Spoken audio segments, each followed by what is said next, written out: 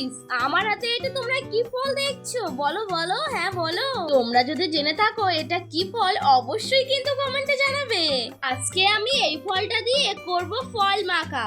আমি এখানে সুন্দর করে না এই ফলটা কেটে নিচ্ছি। আমার মুখের হাসিটা দেখো শুধু, কি সুন্দর লাগে। সুন্দর করে আমি এখানে এই ফলগুলো কিন্তু মাখা খেতে দারুণ লাগে। সুন্দর করে কিন্তু আমি এখানে ফল কিন্তু সাজিয়ে নিয়েছি, কি সুন্দর লাগছে।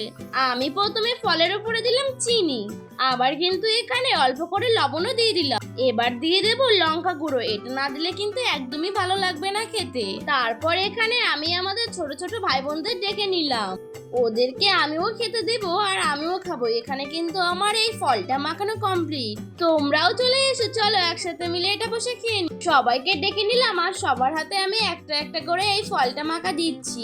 আচ্ছা, সবাই খেয়ে জানাবে। এবার তোরা বলতো এই ফলটা খেয়ে কেমন লাগলো? বাবা বা ভালো লেগেছে। আমিও কিন্তু ওদের সাথে বসে ফলটা খেয়ে নিচ্ছি, আমারও কিন্তু দারুণ লেগেছে বন্ধুরা। এখানে আমরা ফল খাচ্ছি আর এই ফলটাকে আমরা বলি কামরাঙা। আর তোমরা কি বলো জানিও, ভালো লাগলে সাবস্ক্রাইব করো।